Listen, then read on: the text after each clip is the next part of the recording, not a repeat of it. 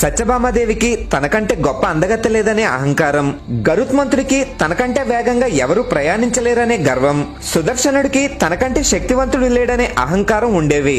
అది గమనించిన శ్రీకృష్ణుడు గరుత్మంతుడిని పిలిచి శ్రీరాముడు పిలిచాడని చెప్పి హిమాలయాల్లో ఉన్న హనుమంతుడిని వెంట పెట్టుకుని రమ్మన్నాడు. హనుమంతుడి దగ్గరికి వెళ్లిన గరుడు శ్రీరాముడు ద్వారకలో ఉన్నాడని హనుమంతుడిని రమ్మన్నాడని చెప్పగానే గరుత్మంతుడి కంటికి కూడా కనిపించినంత వేగంతో హనుమంతుడు ద్వారక చేరుకుని శ్రీరాముడిని దర్శించుకున్నాడు.